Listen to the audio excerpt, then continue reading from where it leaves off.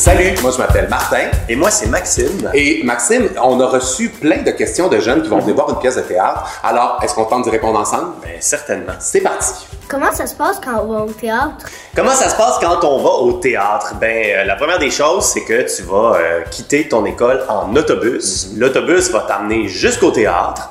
Et là, ta professeure va t'emmener à l'intérieur. Il y a des gens qui vont te guider jusqu'à la salle. Dans le fond, tu viens nous rejoindre. Puis de là, tu vas pouvoir t'asseoir et attendre que le spectacle commence. Est-ce qu'on s'assoit où on veut? Quand tu vas arriver dans la salle, il va y avoir des gens pour t'accueillir qu'on appelle les ouvreurs ou les ouvreuses et ils vont vous indiquer où vous asseoir. Et là, tu vas voir, dans la salle n'est pas très grande. Alors, ça se peut que tu sois plus à l'arrière, plus à l'avant, mais un secret, on voit bien de partout. Parce qu'en plus, la salle est petite, mais en plus, il y a différents niveaux dans la salle, ce qui fait qu'on voit bien de partout.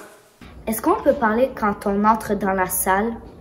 En fait, on peut chuchoter quand on entre dans le théâtre. On essaie de pas trop crier parce que si on est 250 personnes, ça risque d'être un peu bruyant. Alors, on essaie de se calmer un peu parce qu'on va venir s'asseoir, s'installer et aussi pour bien entendre les consignes, soit de ton enseignant ou ton enseignante et des ouvreurs et des ouvreuses. Donc, oui, quand on entre, on peut baisser le volume. Mais vous avez le droit de parler oui. en entrant dans la salle. Ouais. Est-ce qu'il y a un signal pour savoir si le spectacle commence? Le signal est très simple. Quand tu vas sentir que la lumière baisse, ça veut dire que le spectacle commence et qu'il faut arrêter de parler. Quand est-ce qu'on doit applaudir? En fait, dans un spectacle, on applaudit généralement à la fin pour féliciter les comédiens. C'est la façon de leur dire bravo. Alors, bravo, bravo, bravo. C'est comme ça que ça se passe. On pourrait applaudir. Est-ce qu'on pourrait applaudir pendant un spectacle? Ben oui, on pourrait applaudir pendant le spectacle, après un moment impressionnant, quelque chose que tu as trouvé wow. Ben, tu pourrais applaudir pendant un moment où il y a de la musique, par exemple. Les comédiens, on aime ça, entendre des applaudissements et des rires. Alors, gêne-toi pas pour applaudir. C'est sûr que dans un moment dramatique où il y a un silence, c'est pas le temps d'applaudir. Mais après une séquence où il y a de la musique, allez-y, applaudissez. On adore ça, les comédiens. C'est quoi ça, un comédien? Qu'est-ce qu'un comédien? En fait, c'est la personne qui joue un personnage. En ce moment, vous voyez Maxime et Martin. Mais si tout d'un coup je me transforme et que je deviens un personnage... Eh bien, je suis un comédien. Voilà. C'est quoi le travail du comédien? Qu'est-ce qu'il va faire devant nous? Le travail du comédien, ben, c'est un peu comme Martin vient de faire, c'est de devenir quelqu'un d'autre, de faire un personnage. Se transformer. Il transforme son corps, il va peut-être changer sa voix, il va être sur la scène, et il va nous raconter une histoire. Il va même parfois être costumé. Oui. Hein? Alors, on se transforme complètement pour vous faire croire à une histoire et un personnage.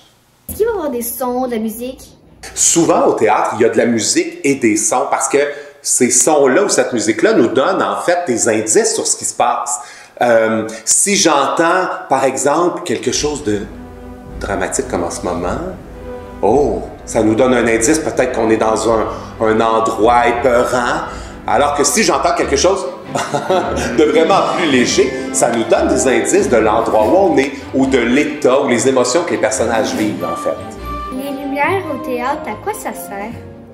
Comme la musique, ben, il y a des effets d'éclairage pendant un spectacle. Pourquoi? Ben, premièrement, pour qu'on voit les comédiens sur scène, mais aussi pour créer des lieux. Par exemple, si je suis sur le bord de la plage, ben, peut-être qu'il va faire très éclairé avec une lumière plus chaude pour faire comme si on avait un soleil qui nous éclairait. Mais au contraire, si on est dans une cave, un sous-sol, mais là, peut-être que ça va être sombre. Ouais. Alors, les éclairages viennent changer les lieux puis permettent de voir les comédiens sur scène. Ma prof a dit qu'on a le droit de parler aux comédiens après les spectacles. Est-ce que c'est vrai? Après la représentation, effectivement, les comédiens et les membres de l'équipe qui vont être là vont prendre quelques minutes pour venir te voir. En fait, toutes tes questions sont bienvenues et on va prendre quelques minutes avec toi pour y répondre. Il va y avoir un animateur, bien sûr, qui va te guider là-dedans. Tu n'auras qu'à lever la main en temps et lieu, puis tu vas avoir un droit de parole. Pendant ma pièce, si j'ai envie de rire, est-ce que j'ai le droit? Ben oui, tu peux rire. Les comédiens, on adore ça, entendre rire. Bien sûr, quand on joue une comédie et qu'on a fait des blagues sur scène, on entend le public rire de nos blagues, on adore ça. Alors, gêne-toi pas pour rire. La chose qu'on aime moins, c'est quand on parle.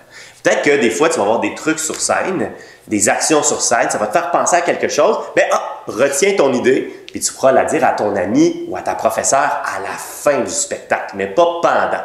Pendant, on peut applaudir, on peut rire, on peut Réagir, avoir ouais. une émotion, réagir, mais surtout, on ne parle pas. Est-ce que ça se peut que je ressente des émotions? Bien sûr, ça se peut que tu ressentes des émotions et c'est une très bonne question parce que au théâtre, les comédiens sur scène vivent des émotions, véhiculent des idées et leur souhait, en fait, c'est de vous les transmettre. Alors, tant mieux si tu vis des émotions, si tu as peur, si tu es attristé, si tu ris, c'est formidable, c'est le souhait des comédiens. On veut vous faire vivre des émotions, on veut vous faire réfléchir parfois, on peut aussi vous donner à vous questionner sur certains sujets. On m'a dit de bien écouter, mais est-ce que je dois écouter avec mes oreilles ou avec mon cœur? C'est une excellente question parce que oui, on écoute un spectacle avec nos oreilles pour entendre les sons, entendre les paroles, mais on l'écoute aussi avec son cœur, c'est-à-dire, je regarde l'histoire et ce que je comprends, ce que je ressens, ce à quoi ça me fait penser, tout ça, c'est écouter avec son cœur. Qu'est-ce qui est particulier au théâtre? ce qu'il y a de magique avec le théâtre, c'est que ce que vous allez vivre au moment où vous allez venir voir la pièce de théâtre, ce n'est que pour vous. Les comédiens sur scène, ils vont jouer pour vous au moment où vous voyez la pièce. C'est pas, par exemple, comme un film. Un film, ça a été filmé dans le désert, à l'autre bout du monde, et on vous le présente sur un grand écran. On peut faire pause pendant. Non, non, non, non. Ce que vous allez voir devant vous, les comédiens vont le vivre, vont le créer devant vous, représentation après représentation. C'est ce qu'on appelle des arts vivants. Et ce que toi, tu vas vivre en venant nous voir, il y a juste toi qui vas voir ce spectacle-là comme ça. Comment un comédien fait pour créer un personnage? Pour créer un personnage, il y a plein de façons de faire.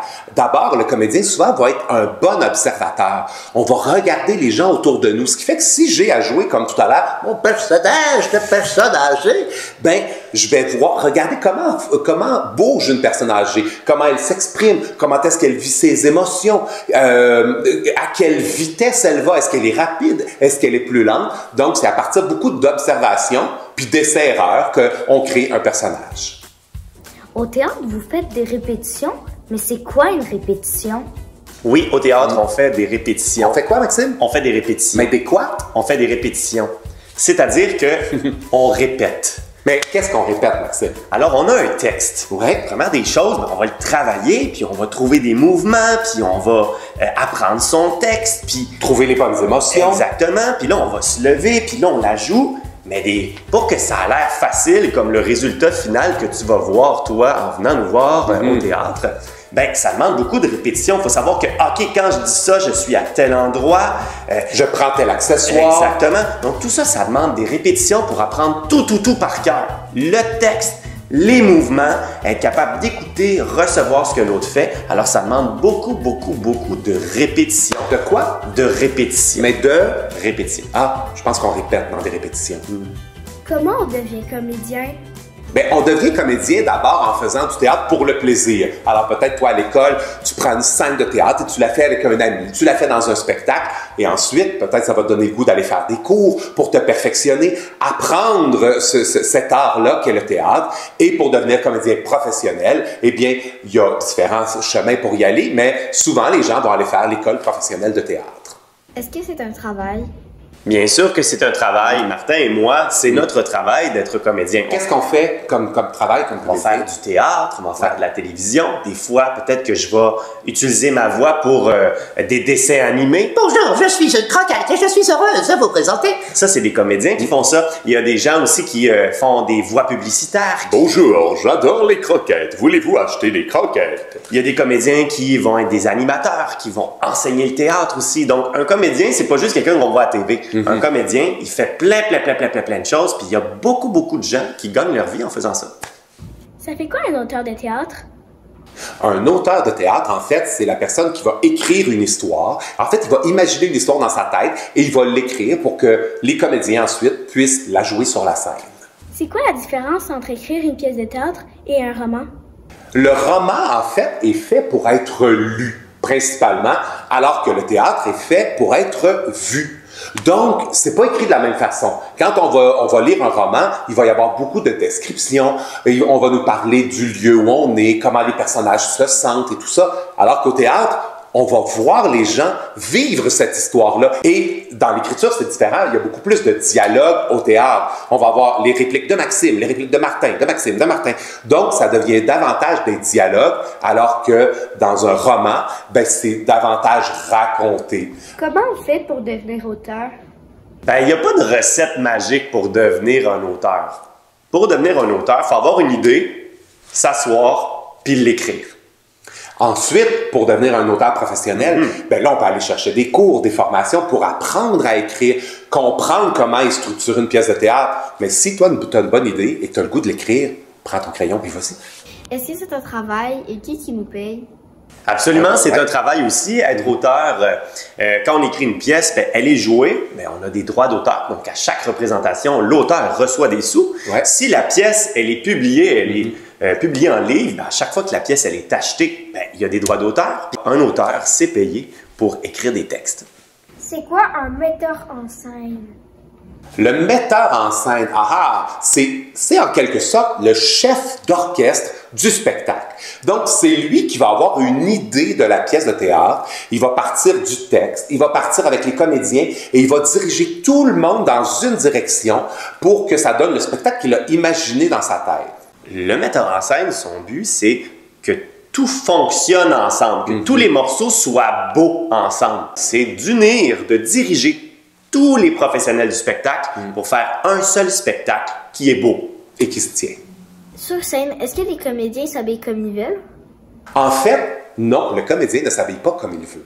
Il y a un métier, il y a quelqu'un qu'on appelle le costumier ou la costumière qui va réfléchir au costume du personnage. Si Maxime, en ce moment, joue je sais pas, un dentiste, est-ce qu'on lui laisse son chandail avec sa veste? Ah, peut-être. Par contre, s'il joue un pompier, est-ce qu'on lui laisse un chandail blanc avec sa veste? Ça fait bizarre. On ne croira pas que c'est un pompier. Donc, le rôle du costumier ou de la costumière, c'est de trouver le bon costume pour le bon personnage et même de le dessiner souvent, de le magasiner, de le fabriquer, de le confectionner pour faire en sorte qu'on croit encore plus au personnage.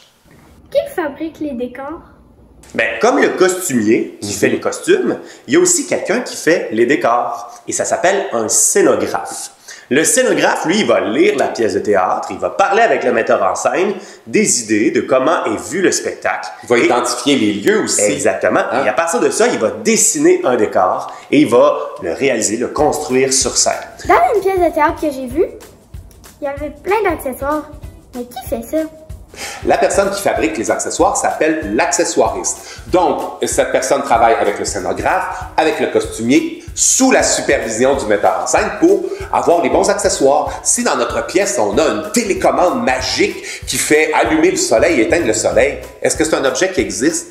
Pas vraiment. Alors, la personne va imaginer comment est-ce que serait cette télécommande-là. Elle va la dessiner, ensuite va la fabriquer. Tout ça pour avoir les accessoires qui servent le mieux le spectacle. J'espère que ça a répondu à tes questions et si jamais tu en as d'autres, quand tu vas venir au spectacle après, il s'agira de lever la main et on va pouvoir y répondre de nouveau. D'ici là, on te dit à très bientôt.